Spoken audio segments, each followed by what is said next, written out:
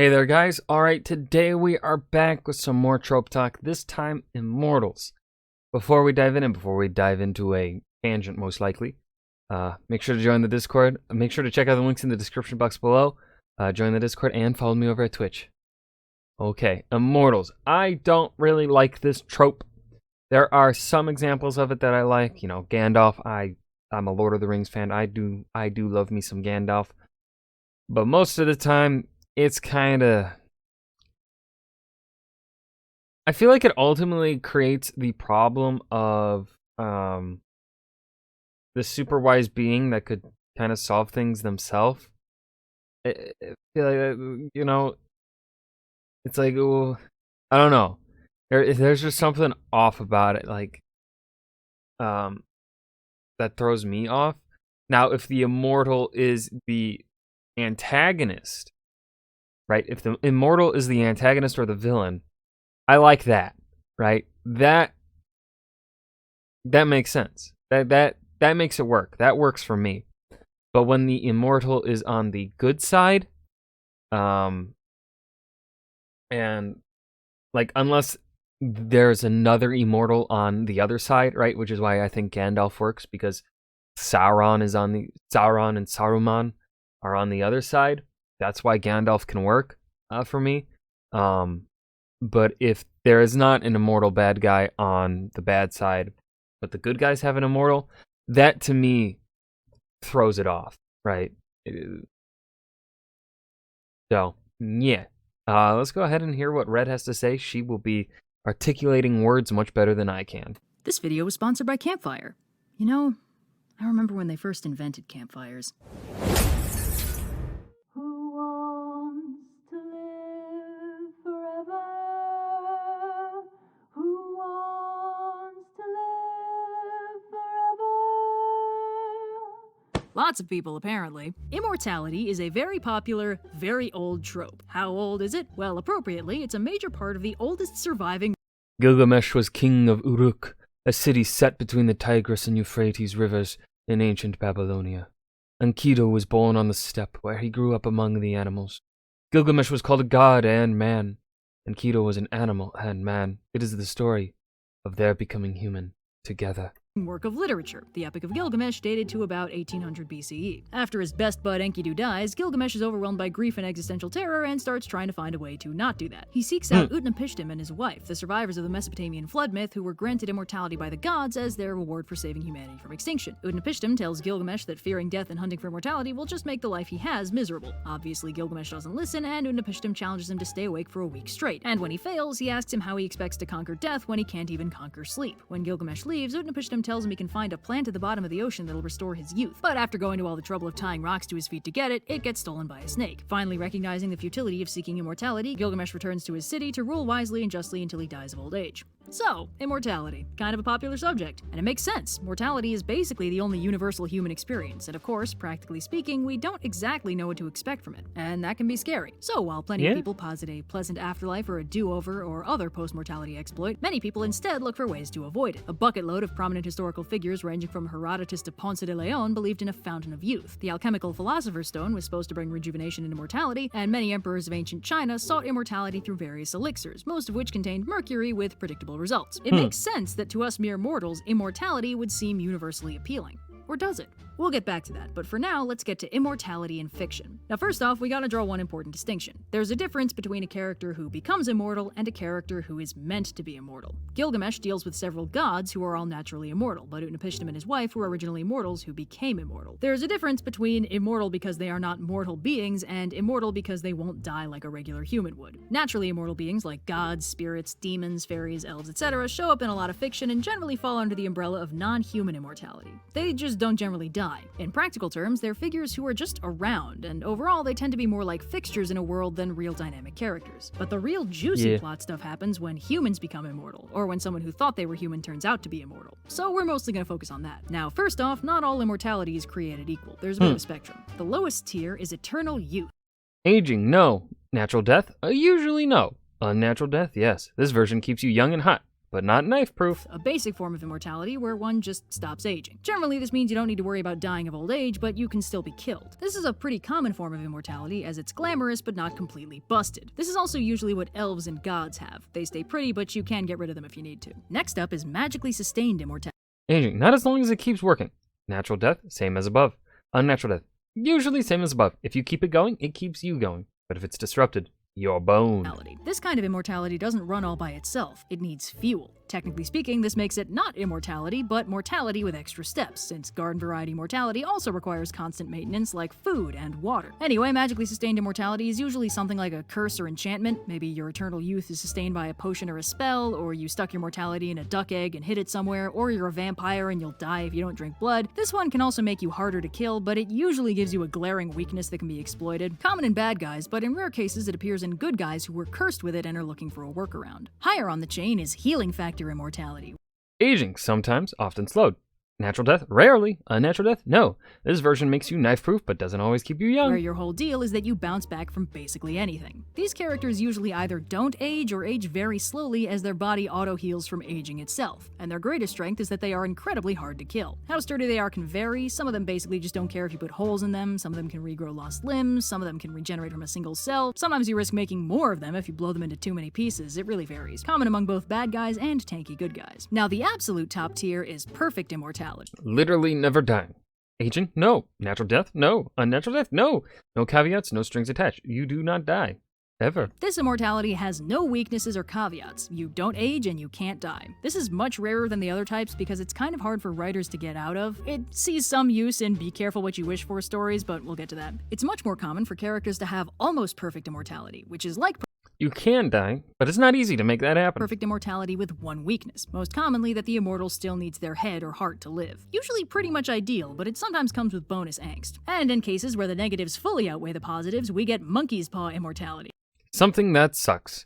Aging? Frequently. Natural death? No. Unnatural death? Usually no, unfortunately. Congrats on the immortality, bro. Hope it was worth it. Where you want immortality and you technically get what you asked for, but it's really not worth it. The most common version is immortality without eternal Tithonus, lover of the dawn goddess Eos, was granted eternal life but not eternal youth, and eventually turned into a bug. What? youth, which turns into a nightmare very quickly, but sometimes you just get, like, congratulations, you've outlived the Earth, and now you get to suffer through the eternal heat death of the universe, you know, stuff like that. Now, while a lot of stories put focus on seeking immortality, Immortality is rarer than seeking immortality because it's surprisingly hard to write well. Yeah, because it runs into the issue of when it comes to writing well, that also means writing, making it satisfying, making I feel tension is the wrong word. Right, when you have a character that is mortal, that you know, either has a finite life, or can die from sickness, or can die from stabbing. There is natural stakes there. Because one, as the reader, I think most of it actually comes down to the connection that people can have as readers, as the audience.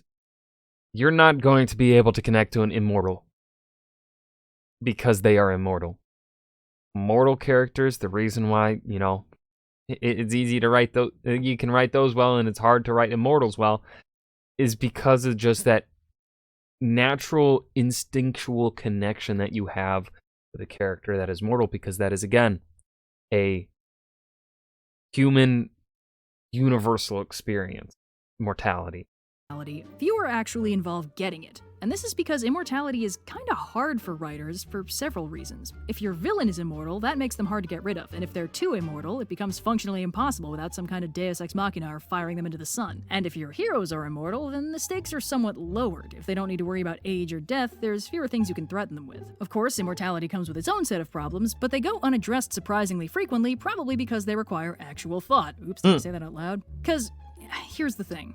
Yes, dying is scary, and yes, not dying is pretty much universally appealing. But since the expectation of mortality is pretty much the only thing every human being has in common, removing it can strip away some things that we think of as fundamental to humanity. Now, I'm not going to say that mortality is the only motivation we have, because that's straight up not true, but it's kind of the finish line. We do what we do with the understanding that we don't have enough time to do everything, so the time we have is precious. We don't tend to think about it very much, but on some level, we know that nothing lasts forever, and that knowledge helps motivate us when motivation is otherwise lacking. Haven't spoken to someone in a while and worried it might be a bit awkward to reach out now? Well, the awkwardness feels a lot less important if you think about how you might never speak to each other again if you don't say hi now. Want to work on that story or art project but worried you're not good enough to do it yet? You might genuinely never get the chance to do it if you keep waiting till you're good enough, etc., etc. That hard limit on how much time we have is an ever-present reminder to use that time. But what happens if you take that away? An immortal gets all the time they need to do everything they want, and the price they pay is they lose the one thing they shared with everyone else: the finish line. Suddenly, they're running a race without a finish line. Are they gonna bother to keep up the same pace? Stay on the track? Why should they keep running at all? An immortal's life is paced differently than a mortal one, and the reasons why are very structurally fundamental to who they are. Beyond the whole pacing of life events, immortals also struggle with meaningfully connecting with mortals. It's very common for immortals to be bummed out about losing their loved ones, but the true depths of immortal angst run much deeper than that. To feel that loss, you have to feel that connection first. And how easy is it to connect with someone when, functionally speaking, you have nothing in common? It's fairly common for immortals to routinely play at a human life, making an identity, getting a job, settling down, even starting a family, but within 20 years, time will have moved on without them, and eagle-eyed observers will notice they don't seem to age. And in another few decades, when one human lifetime runs its course, the children move out, the spouse passes away, the grandchildren are in college, the workplace has been overhauled, that immortal has basically outlived their own life, and all they can do is move on, mourn the people they've lost, and know that no matter how much they love them, they'll never really be able to go through life together. An immortal is a fixed point, and there's no natural place for a fixed point in a mortal lifetime, and that kind of grief can compound over time. Also,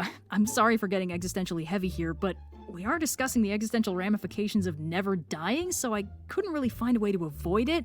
Here's a kitten. Okay, back we go. The primary source of immortal angst is that fundamental disconnect between themselves and humanity. This is why many immortals mostly hang out with other immortals. Sometimes their whole arc is about seeking out someone else like them. It gives them a community that exists in the same time frame they do. But there aren't many immortal characters who can completely avoid mortals, and that's where the weirdness starts. How strange does it feel to reconnect with someone when you haven't seen each other for years or decades? You've got an idea of who they are based on how you knew them at the time, but since you've been gone, they've been through stuff you don't even know about and grown into a completely different person. You know them, but you don't know who they are now. And they have the same dynamic with you. They remember somebody, but you've grown and changed since then, and they kind of have to get to know you all over again. Well, how much weirder would it be if they hadn't changed at all? Like someone you knew in 4th grade who's still 10 while you're wrapping up a PhD. What would you have to talk about? If you're not the same person to them, then who are they to you? And from their perspective, they haven't changed, but this person they used to know is suddenly older and more mature, and it's like they blinked and suddenly you have nothing in common anymore. What happened?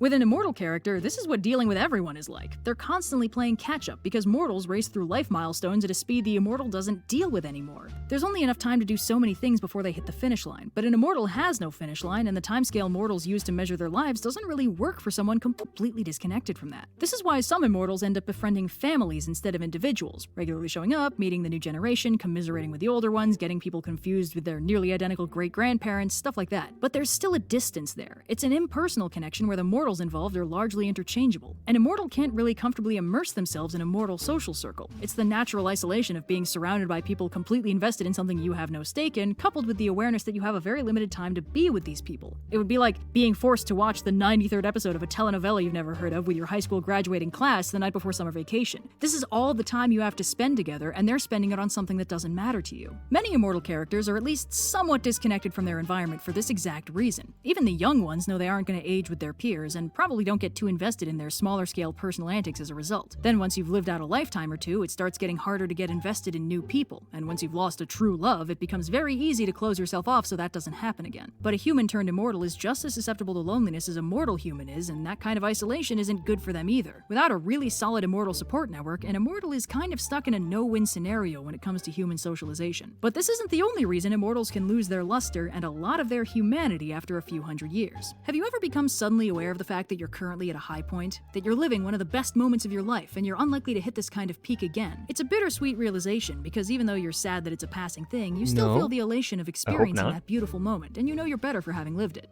Like, that Not at this point in time. I don't think I have. For me, it was a Oh, dinosaur huh? dig, but that's not the point. The point is, what if you were immortal? You wouldn't need to worry about not having enough time, but if you knew your life would go on forever, would those high points still feel as meaningful or unique? Anything that's impressive because it's once in a lifetime automatically loses its shine in this context. You climbed Everest, got wasted at Oktoberfest, went over Niagara Falls in a barrel, and put your face on Time magazine, but do any of those things matter? Is a bucket list still fulfilling if you have infinite time to fill it out? And suppose you had a dream job, a career milestone. You can put in the work to accomplish your dreams and build the life you've always wanted, but you know in a few decades you'll have to leave it behind. No matter what you build for yourself, you won't be able to keep it forever. And forever is the only timescale that matters to an immortal. And speaking as an artist, there's often a very powerful drive to create art that'll outlast you. But what do you do if you'll outlast both your art and your audience? You successfully tell your story and then live long enough to see it bastardized, rewritten, censored by Victorians, rendered unrecognizable by cultural telephone, and eventually forgotten. I love that, censored by Victorians.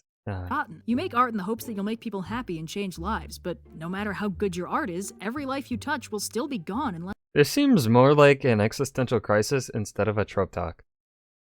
I'm here for it. less than a century. The accomplishment loses its luster. The high point feels a lot less high. Okay, that was pretty heavy. Have another kitten. But with all that in mind, it's pretty clear why many immortals rapidly lose their grip on humanity and their motivation to do, well, basically anything. But it doesn't happen all at once. There are many different kinds of immortal characters, and many of them are really just different stages of the immortal life cycle. The youngest ones are the oblivious immortals. They're immortal, but they haven't been for very long, or they've been insulated by largely spending time with other immortals. Without the whole loved ones aging thing to spark angst and introspection, these guys basically still act like regular humans, sometimes to a distracting degree. If your character is over a century old and still acts like a high schooler, your audience might be a bit thrown. Following this variant is the immature immortal, an immortal who really doesn't act their age.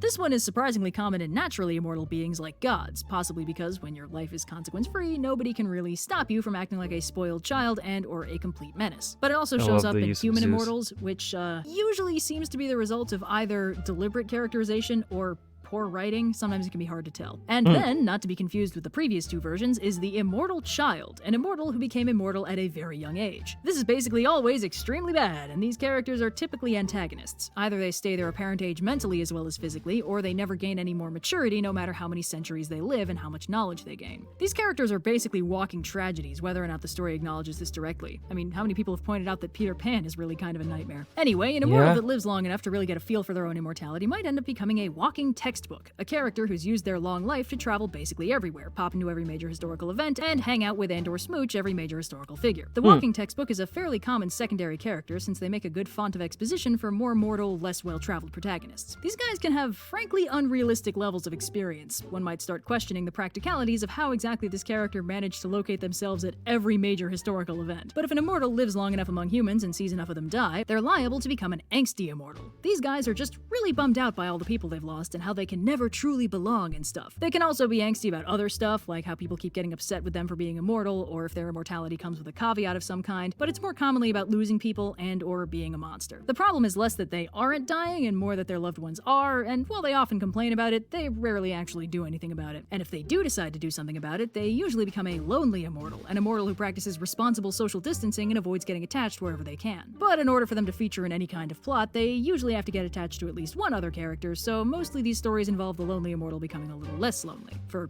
you know, a few decades. Anyway, if that goes on too long, you're liable to get a tired immortal. These immortals have long since exhausted their bucket list and are just tired, man. They've lived too many lives, lost too many loved ones, and or witnessed too many atrocities to be really about that stuff anymore. Tired immortals also usually only feature in stories where their character arc involves rediscovering the benefits of love, either that or they're looking for a way to die. Or both. Cheerful. Of course, not every immortal has to dip into angst. Some of them become Cavalier Immortals, who intellectually understand that humans all die eventually, but never seem particularly broken up about it. Whether they've been overexposed to that sort of thing, or they just don't think about it that much, or if the writer doesn't particularly want this fun immortal character to be crushed under the weight of centuries of grief, these characters often hang around mortals without any real issue. There's some significant overlap between this and the immature immortal, and it can sometimes seem like the writer maybe didn't fully think the implications through, but sometimes these guys are just really good at compartmentalizing. There are also immortals among friends who compensate for all that isolation and angst by finding one or more other immortals to hang out with. These guys are usually pretty well adjusted, honestly. Now, the typical endpoint for an immortal is the wildly inhuman immortal. It's kind of an asymptotic limit for formerly human immortal characters. They approach it eventually, no matter how long it takes to become noticeable. Basically, when they live long enough, their moral compass kind of wears away. The needle's still pointing somewhere, but they don't really know where anymore. If all human life is ephemeral and fleeting anyway, does human life hold value? Does human suffering? And without the fear of death, compassion for others, or unfinished personal goals, what's left to motivate them? Much of what we consider humanity is grounded in our mortality and our connection with others. When you remove those factors, that humanity begins to lose its color. It may take hundreds of years, thousands of years, hundreds of thousands of years, but eventually the immortal will lose those last traces of humanity and settle into something very different. Not necessarily evil, but very morally distinct. Of course, some immortals lose the moral compass very quickly. When you basically can't die, it's pretty easy to go power mad, and that's how you get problem immortals, who make trouble like they're angling for a promotion in the troublemaking department. Whether they're chaotic pleasure seekers, long-term master manipulators, or just public nuisances, these guys are very commonly villains because they basically took a hard turn into power abuse and thus dodge all that inconveniently heroic angsty business by straight up not seeing mortals as people. And sometimes these problem immortals can get slammed with a good old-fashioned existential crisis and become paranoid immortals, who are terrified of death even more now that it's not supposed to be able to get to them. This is quite common with magically sustained immortals who actively sought out their immortality, as now that they have it, they're terrified of losing it. These guys are popular antagonists in karmic downfall stories. Now, regardless of the specific type, immortals present a unique set of writing pitfalls, pros, and cons. The biggest pro is the unique character trajectory an immortal character can follow. All other things being equal, an immortal character will live forever, eliminating the common motivators of fear of death, desire to accomplish this thing before dying, and in some cases, even the standard heroic motivation of protect the people and things I care about, meaning most standard character motives are kind of off the table. But as discussed, this can lead to very inhuman characters over time, which leads to the biggest con: it's not easy for a regular human to properly conceive of what centuries of millennia of life experience will do to a person. Many immortal characters end up feeling way too normal or flat as a result, and your audience might end up being a little jarred by how, for instance, this immortal centuries-old character can have such adolescent motivations. Another pro is that an immortal character can have an extremely eventful backstory. Many people roll their eyes at implausibly youthful protagonists who've somehow had 3 major badass careers by the tender age of just learned what a cosine is, but your immortal character can have plausibly gotten up to all kinds of shenanigans all over the world. Of course, the corresponding con is that it's easy to go a bit overboard here. Looping your character into every major historical event is tempting but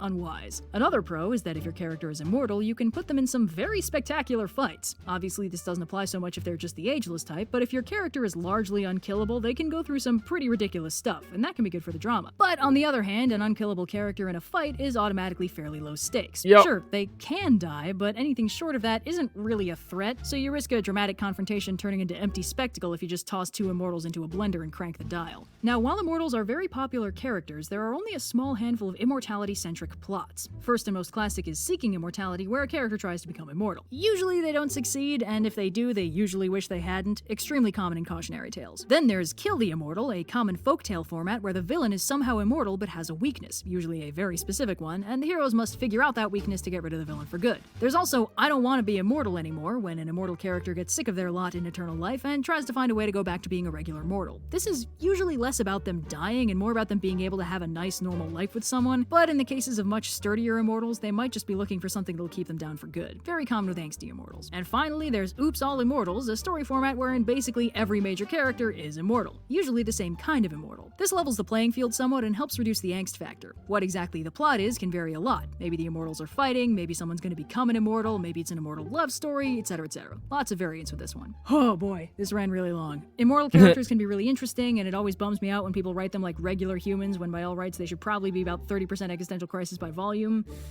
So yeah, and thanks again to Campfire for sponsoring this video. Campfire... Okay, and that was Trope Talk Immortals.